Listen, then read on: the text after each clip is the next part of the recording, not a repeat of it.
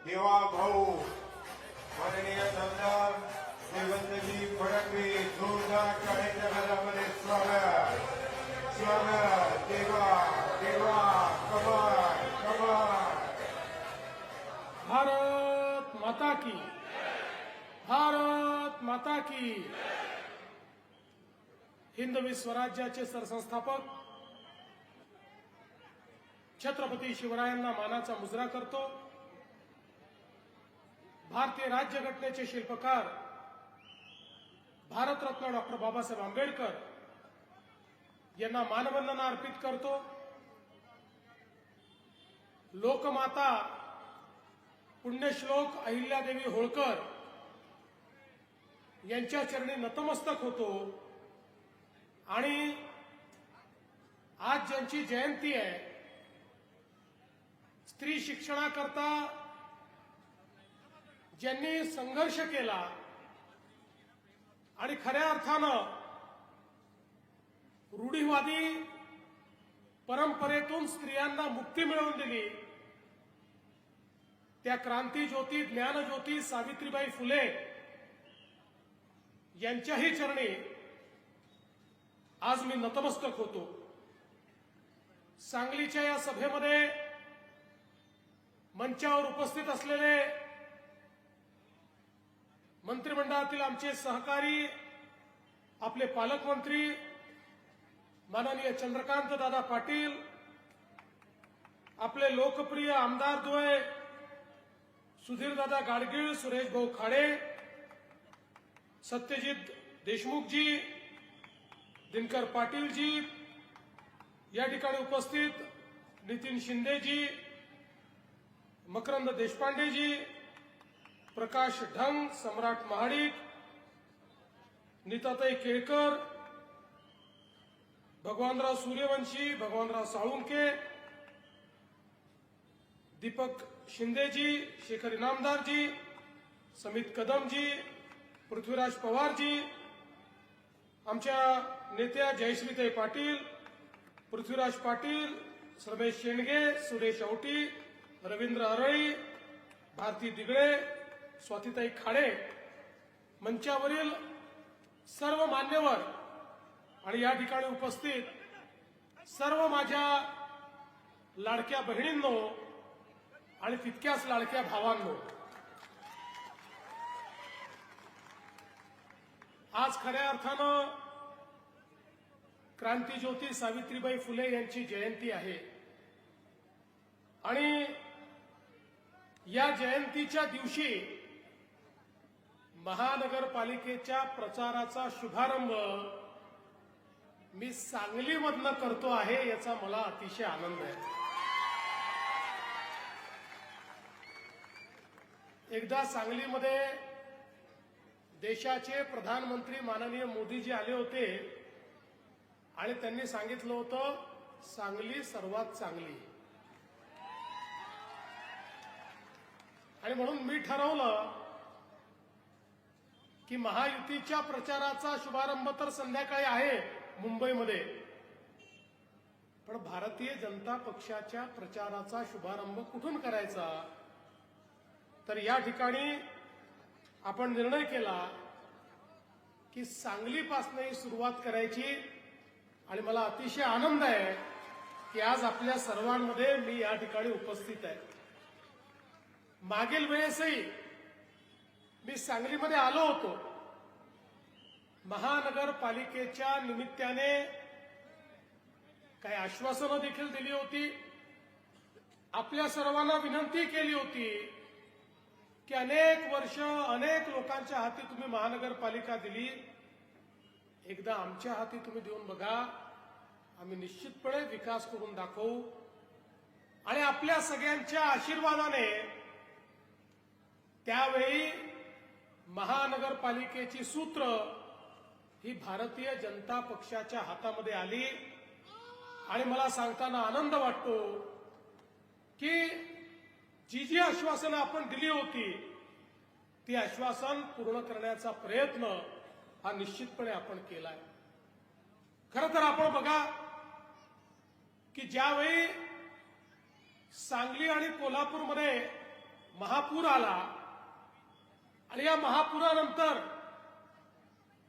ज्यावेळी इथली परिस्थिती मी बघितली त्याचवेळी मी ठरवलं की या दोन शहरांची रचना अशी आहे की इथे वारंवार महापूर येऊन इथल्या जनजीवनावर त्याचा परिणाम होतच राहणार आहे आणि म्हणून याचा काहीतरी परमनंट उपाय काढणं हे अत्यंत महत्वाचं आहे.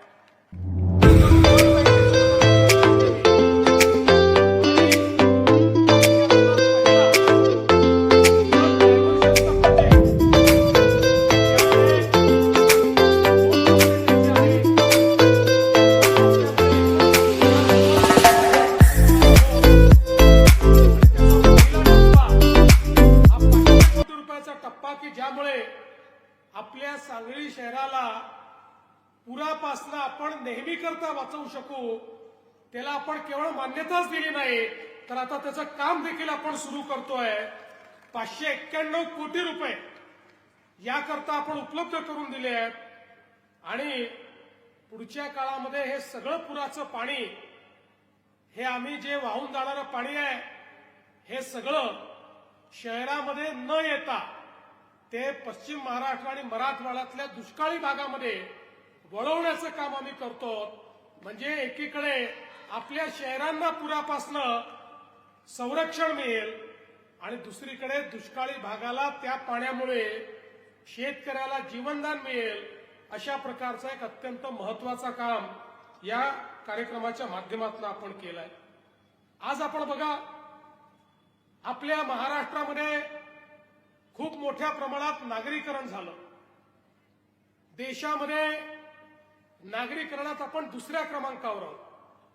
आज महाराष्ट्राची 50% लोकसंख्या ही शहरामध्ये राहते.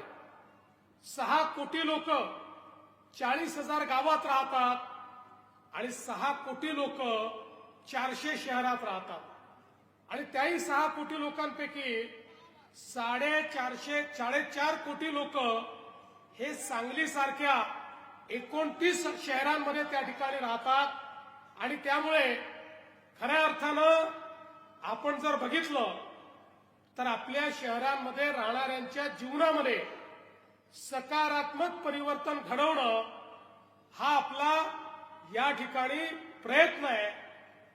आणि आपण जर आपल्या देशाची वाटचाल बघितली तर जवळजवळ 70 वर्ष आपल्या देशामध्ये आपण एकच भूमिका मांडायचो.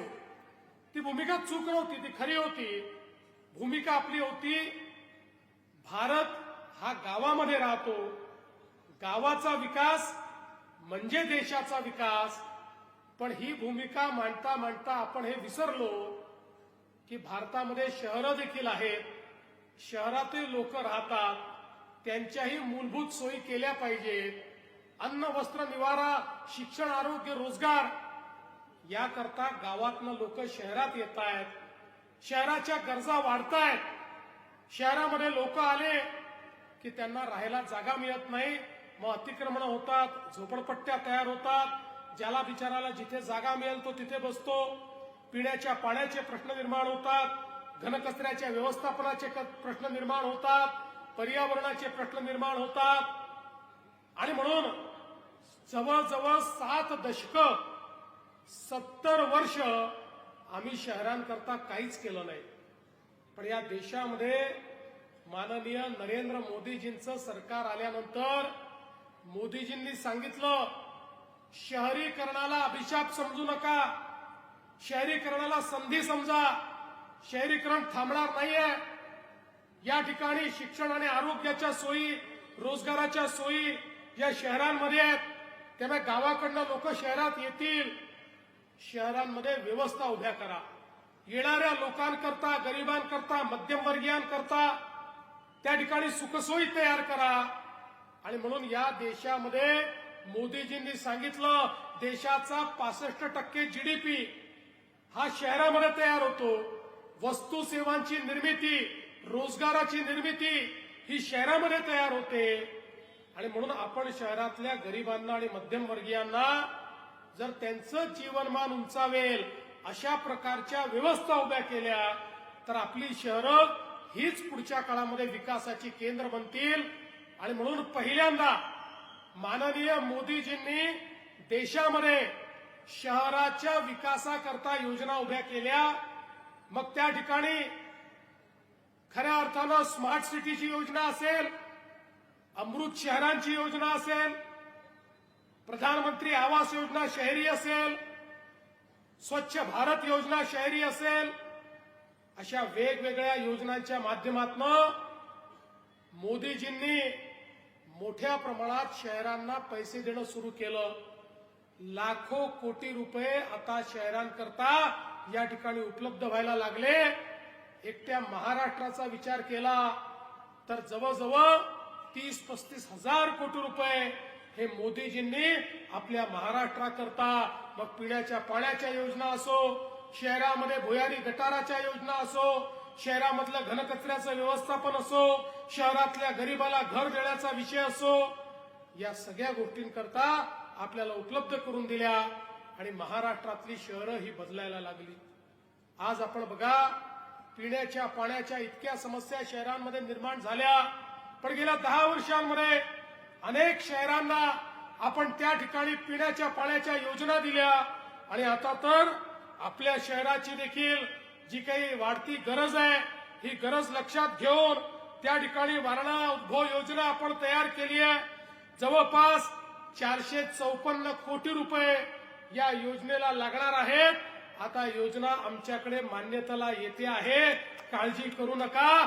सांगलीतल्या प्रत्येक घरामध्ये नळ उघडल्यानंतर पिण्याचं पाणी पोचलं पाहिजे, याकरता या योजनेलाही मान्यता ही त्या ठिकाणी देण्यात येईल.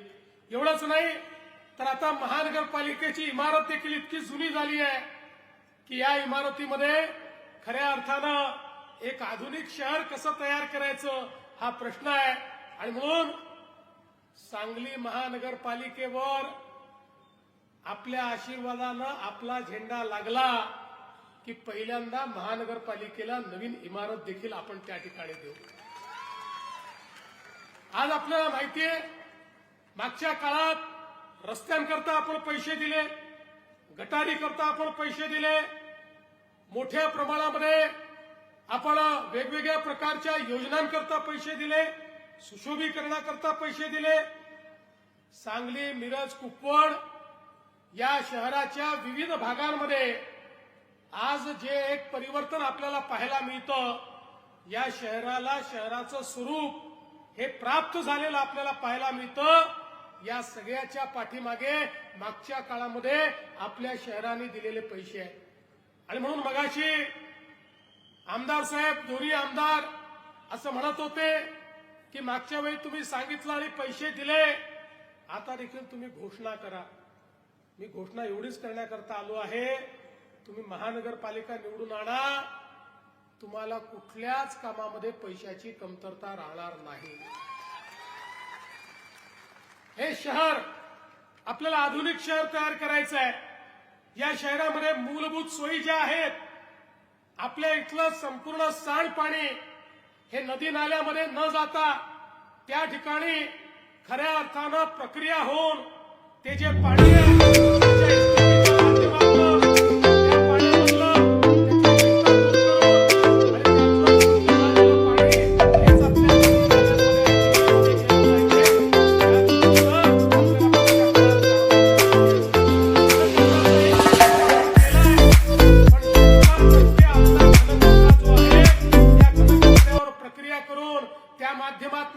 आपल्याला खत निर्मिती करायची आहे, त्यातनं आपल्याला पेलेट्सची निर्मिती करायची आहे. कोळशासारखे पेलेट्स, जे पेलेट्स खऱ्या अर्थानं मोठ्या प्रमाणात आपल्या वीज निर्मिती करता लागतात, ते आपल्या घनकचऱ्यापासून आपल्याला तयार करायचे आहेत. सांगली शहर हे स्वच्छ शहर असलं पाहिजे, या दृष्टीनं आपल्याला मोठ्या प्रमाणात काम करायचं आहे. आणि एवढंच नाही तर आता इथे आपली स्वप्न संपत नाही.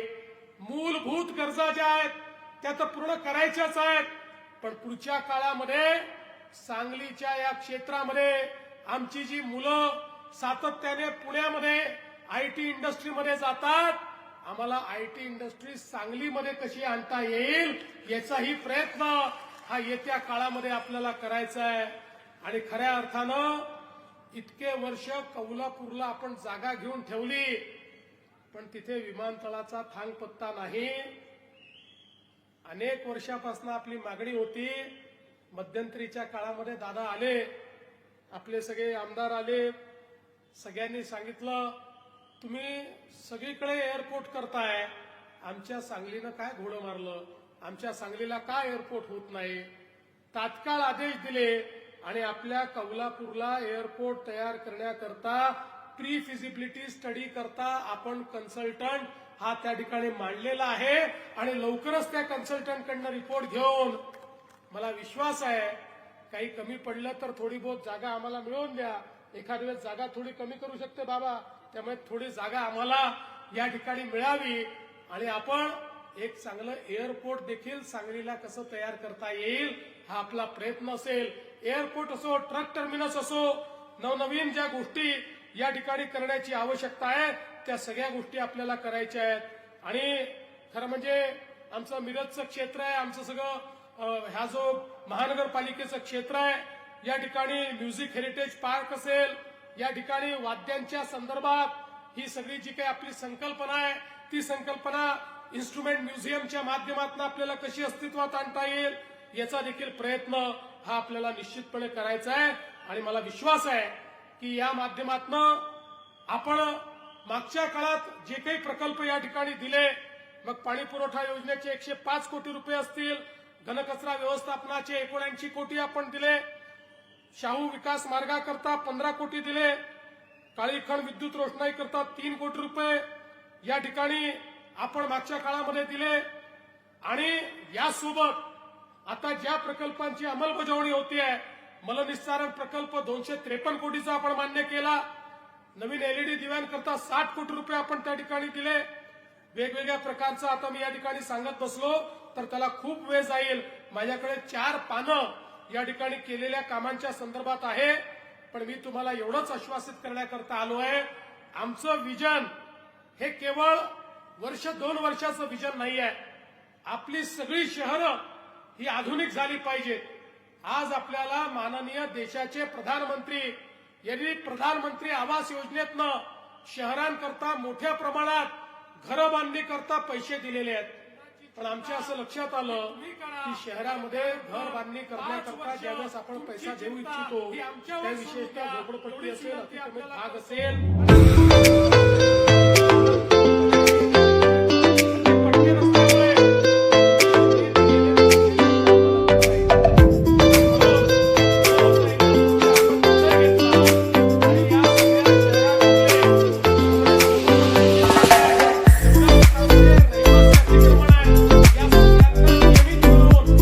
मालकी हक्काचा पट्टाही आपण देणार आहोत आणि त्याच्यासोबत ज्याचं कच्चं घर आहे त्याला पक्क घर बांधण्याकरता देखील पैसा देण्याचा निर्णय आपण केलेला आहे.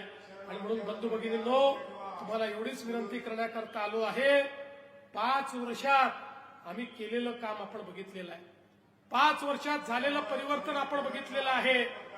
त्यानंतर त्याच्यामध्ये काही खंड पडलेला देखील आपण बघितलेला आहे. पुन्हा जबाबदारी मिळाल्यानंतर पुन्हा विकासाला आम्ही गती दिलेली आहे. आता पुढचे 5 वर्ष ही गती जर थांबू द्यायची नसेल तर या ठिकाणी भारतीय जनता पार्टी, रिपाई, जनसुराज्य अशा प्रकारची आपली जी युती आहे, या युतीचे उमेदवार हे आपण निवडून द्यावेत.